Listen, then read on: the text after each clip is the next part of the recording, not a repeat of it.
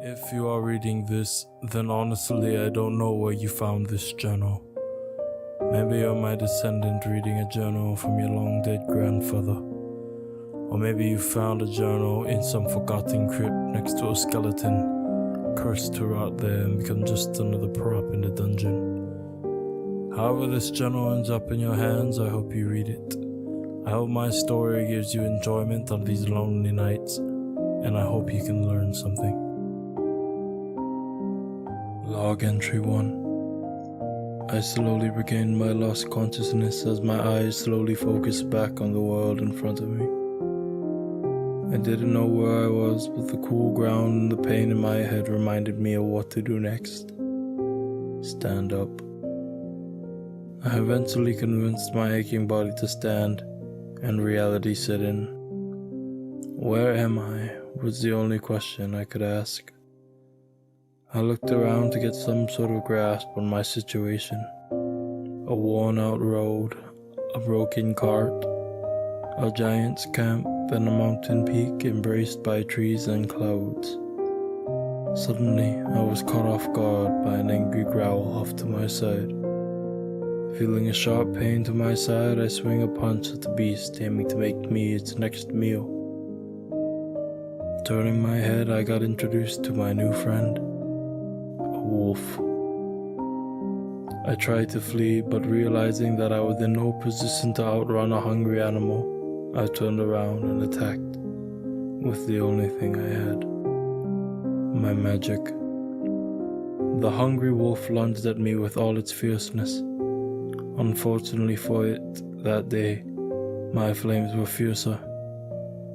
I quickly checked its burning hot body for any salvageable loot, and found a few pieces of usable pelt. The wolf's fur is patchy, its skin was full of sores, and its ribs were nearly exposed through its skin.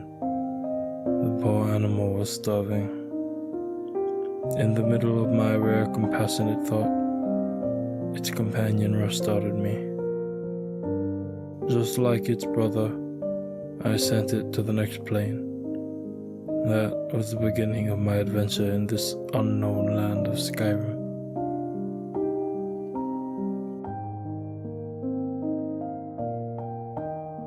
I stumbled around the land for a while, met some locals, hunted some animals, and walked until the green trees of the swamp turned into snow-covered rocky landscape.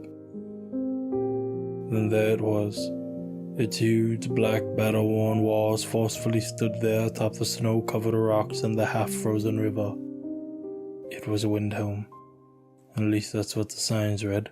And just like its people, the capital of the Nord shouts, "I have held my ground here for centuries, and I will continue to do so until the last bits of my walls crumble." The inside of the city looked and felt like a fort. Just like soldiers, the citizens are jaded and anxious.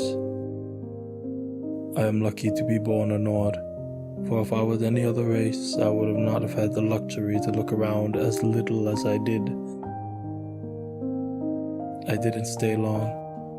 The day was getting colder and I had no money to buy a room or supplies. I decided to make my way south where the weather is warmer and a fire could keep me breathing throughout the night. I planned on following the main road and the signs until I reached the city of Whiterun. I was told it was a city surrounded by warmer plains in the middle of Skyrim. However, my boldness controlled me and I ended up leaving the main road in pursuit of adventure. I got what I wanted. Near the river I was following was a little shack. I went to investigate. Before I could get closer, a roar sounded and a large saber cat ran out. I managed to find a weapon earlier, a simple wood axe, but due to my lack of armor I could only evade the beast while I shot flames in its direction. The beast tried its best, but it breathed its last breath that day. I went to check the simple cabin and found that, sadly, I arrived too late. The beast only arrived recently and killed the poor souls that called that place home. The fire was still roaring.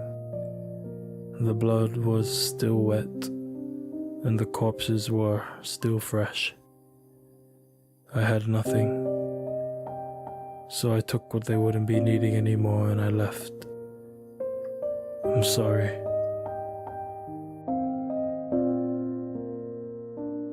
I continued my trek for Whiterun until nightfall.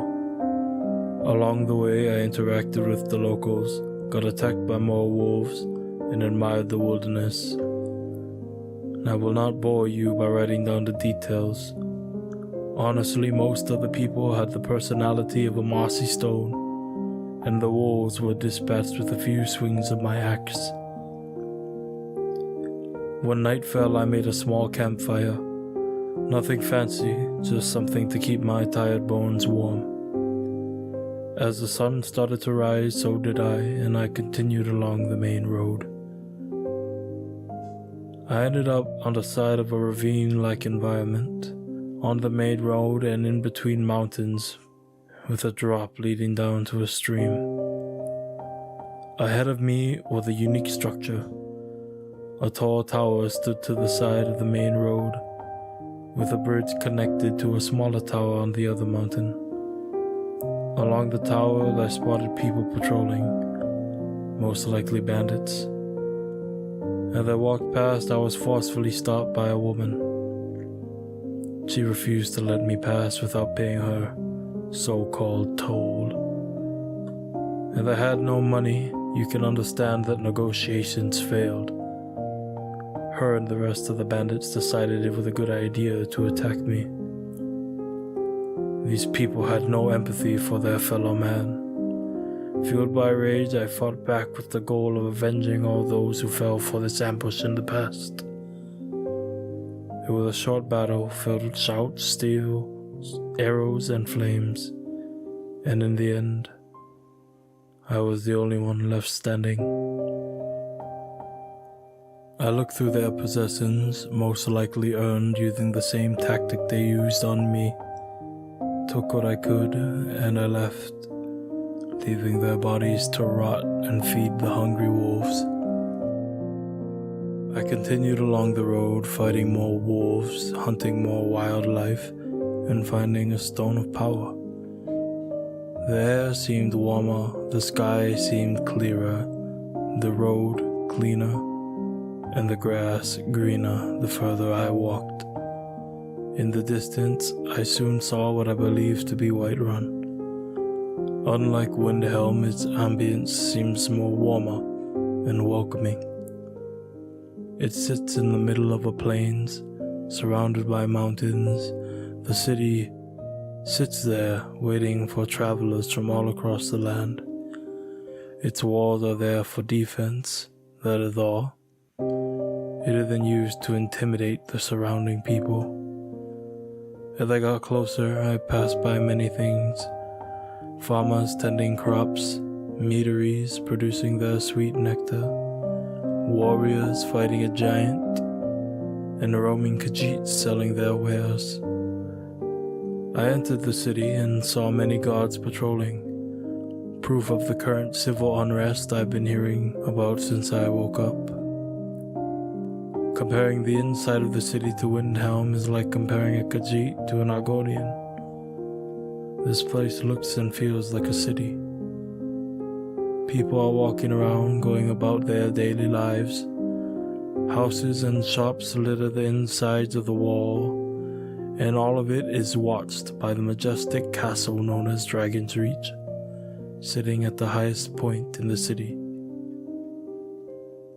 I wandered around the town to soak up the refreshing feeling of life that radiates here, until I found an area where I could rest. After selling a few items, I was able to afford a night at the local inn. I'm grateful. I can sleep in a warm bed knowing I'm surrounded by people and not the constant dangers of the wilderness. I'm not sure what I will do tomorrow. I'm only sure that I can finally sleep somewhere other than the lonely ground.